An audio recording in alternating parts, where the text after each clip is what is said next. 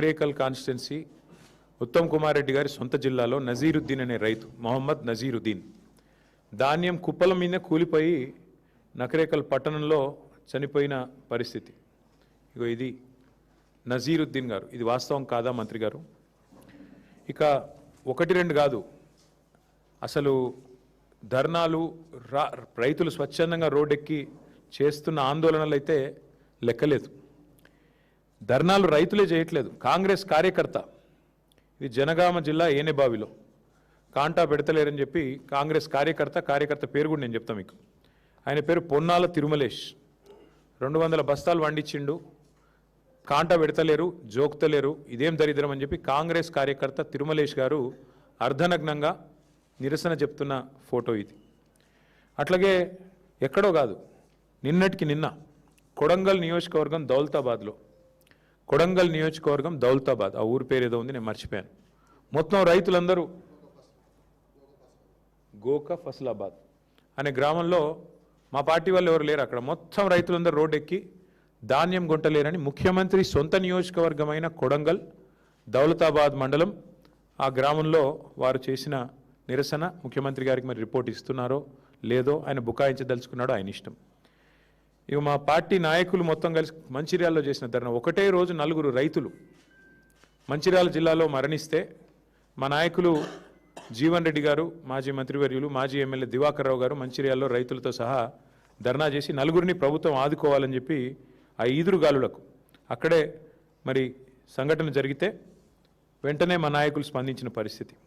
ఒకటిగా చెప్తూ పోతే ఎన్నున్నాయంటే ఇట్లా మీరు చూడండి, ఇదిగోండి ఎక్కడెక్కడ ఏ జిల్లాలో జరిగినాయి కూడా మీకు చూపెడతాను నేను. చూడు, ఇది ఈనాడు పత్రిక. సరే, మళ్ళా నమస్తే తెలంగాణ చూపెడితే అది మీ పత్రిక అంటాడు, అదో బాధ. ఇది ఈనాడు పత్రిక. ఈనాడు పత్రికలో వచ్చింది, కొనుగోలు కేంద్రంలో ఆగిన రైతు గుండె. ఇది నెక్కొండ మండలం, వరంగల్ జిల్లా. మృతుడి పేరు వెంకటేశ్వర్లు, రైతు గారి పేరు. ఇది వెంకటేశ్వర్లు గారు. ఒకరిద్దరు కాదండి, నాకు ఇంకా చాలా పేపర్లు ఉన్నాయి.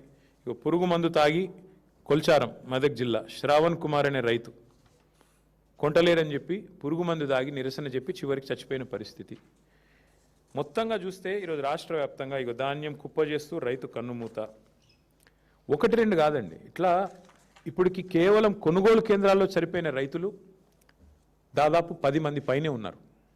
ఒక్కరూ చనిపోలేదని మంత్రి గారు అంటారు. ఇంతకంటే సిగ్గుచేటు, ఇంతకంటే అవాస్తవాలు మాట్లాడడం ప్రభుత్వంలో ఉన్న వాళ్ళకి మంచిదా? దయచేసి వారు ఆలోచించుకోవాలి. ఇవాళ 45 డిగ్రీల వేడిలో 45 రోజుల నుంచి రైతులు పడిగాపులు పడుతున్నారు. నేను తిరిగిన స్వయంగా సంగారెడ్డి జిల్లా పోయినా, సదాశివపేటకి, వరంగల్ జిల్లా పోయినాను, వరంగల్లో 3 జిల్లాలు పోయాను, జనగామ పోయినాను, వరంగల్ పోయినాను, ములుగు పోయినాను, తర్వాత మా సిరిసిల్ల జిల్లా పోయినాను. దాదాపు 5-6 జిల్లాలు తిరిగితే ఎక్కడ చూసినా మా నాయకులు అయితే అందరూ ఫీల్డ్లోనే ఉన్నారు, అందరూ ఫీల్డ్ తిరుగుతూ ఉన్నారు, ప్రతి ధాన్యం కొనుగోలు కేంద్రం దగ్గర పోతూ ఉన్నారు. ఎక్కడికక్కడ రైతులు, సార్ గన్నీ బ్యాగ్స్ లేవు సార్, సంచులు లేవు సార్. ఈ రాష్ట్రంలో గన్నీ బ్యాగ్స్ దొరుకుతలేవు, కానీ గన్స్ మాత్రం పుష్కలంగా దొరుకుతున్నాయి. కరీంనగర్లో 5 తుపాకులు పట్టుకొని పోయి పొద్దున 11 గంటలకి తుపాకులతో కాల్పులు జరుగుతున్నాయి.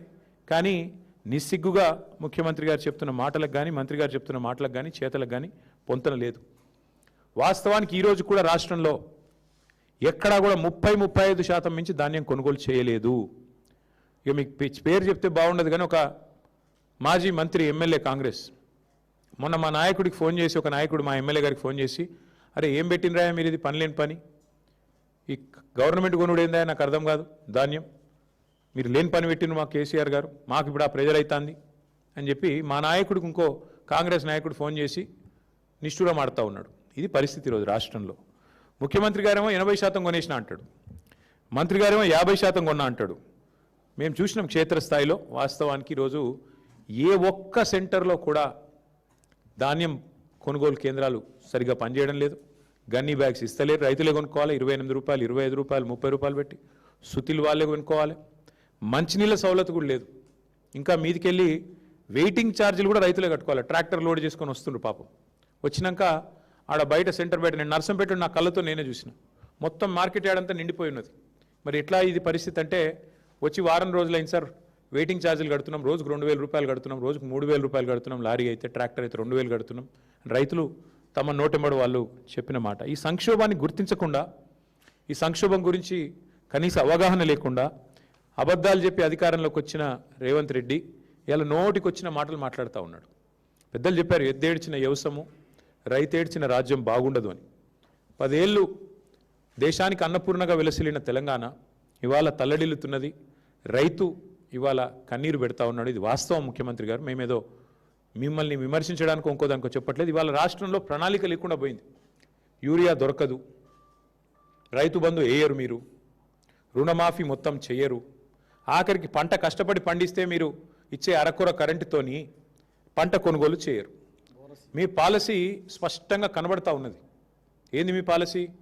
మేము కొంటే ధాన్యం 2400 ఇవ్వాలి, మొక్కజొన్న అయితే 3600 ఇవ్వాలి. అట్లా కాకుండా రైతును 4 రోజులు అక్కడే ఏడిపిస్తే పోయి అక్కడ ప్రైవేట్లో అమ్ముకుంటాడు. ఎవరో సేటుకో ఎవరో రైస్ మిల్ ఆయనకు అమ్ముకుంటాడు. 1700 1800 ఇక సచినోడి పెళ్లికి వచ్చిందే కట్నం అన్నట్టు ప్రభుత్వం ఎట్లా కొంటలేదు కదా, ఆయన వర్షం కింద పడితే నాశనం అయిపోతుంది పంట, మొలకెత్తితే మళ్ళీ వీళ్ళు కొనరు అని చెప్పి ఇవాళ ఆ పరిస్థితుల్లో రైతు ఉన్నాడు. ఇవాళ ముఖ్యమంత్రి గారు ఇంకా కూడా బుకాయింపులతో, బెదిరింపులతో, హుంకరింపులతో, అబద్ధాలతో నెట్టుకొస్తా అనుకుంటా ఉన్నాడు. మేము ప్రభుత్వంలో ఉన్నప్పుడు ఇదే ముఖ్యమంత్రి గారు తరుగు గురించి బాగా మాట్లాడిండు. ఇంత తీస్తారు, అట్లెట్లా తీస్తారు, ఇట్లెట్లా తీస్తారు. ఇవాళ వాస్తవానికి 6 నుంచి 8 కిలోల తరుగు తీస్తూ ఉన్నారు. ఇది వాస్తవం. ముఖ్యమంత్రి గారిని కాంగ్రెస్ పార్టీ నాయకులని ఒకటే అడుగుతున్నా, ప్లేస్ మీరు డిసైడ్ చేయండి, ఏ ఊరు మీరు డిసైడ్ చేయండి, మేము వస్తాం, మా నాయకులందరం వస్తాం. ఏ సెంటర్ కన్నా పోదాం రాష్ట్రంలో. మీరు కొడంగల్ నియోజకవర్గంలోని ఏ సెంటర్ అయినా మేము రెడీ. ఎక్కడన్నా కూడా మీరు చెప్పినట్టు 80% కొనుగోలు జరిగినాయని మీరు రుజువు చేస్తే ఏ శిక్షకైనా మేము సిద్ధం ముఖ్యమంత్రి గారని నేను విజ్ఞప్తి చేస్తా ఉన్నాను. దయచేసి భేషజానికి పోకండి. అనవసరంగా ఏదో డైలాగులతో, పెద్ద పెద్ద మాటలతో. ఇంకా ఎలక్షన్లు చాలా దూరం ఉన్నాయి, ఇంకా 2.5 ఏళ్ళు ఉంది. ఇప్పటి నుంచే ఎందుకు ప్రతిదానికి రాజకీయం? దయచేసి భేషజానికి పోకుండా, అహంభావానికి పోకుండా, మేము చెప్తున్నాం కదా వీళ్ళే వాళ్ళు చెప్పడానికని అనవసరపు దీనికి పోకుండా, బ్రోకర్ల పాలవుతున్న ధాన్యాన్ని మధ్య దళారులు ఏదైతే ఇవాళ గవర్నమెంట్ కొంటలేదు కాబట్టి దళారులకు అమ్ముకునే దుస్థితి ఏదైతే రైతులకు వచ్చిందో దీని నుంచి నివారించండి. మా శ్రీనివాస్ గౌడ్ గారు గుర్తు చేస్తూ ఉన్నారు, బోనస్ ఎగ్గొట్టిండు అని. బోనస్ కాదు, ఈ ప్రభుత్వమే పెద్ద బోగస్. ఈ ప్రభుత్వమే పెద్ద బోగసు. అలా రైతు డిక్లరేషన్ అంత పెద్ద బోగస్ ఇంకోటి లేనేలేదు. 34 హామీలు ఇచ్చారు రైతు డిక్లరేషన్లో. ఒక్కటన్నా అమలైందా ఈ రాష్ట్రంలో?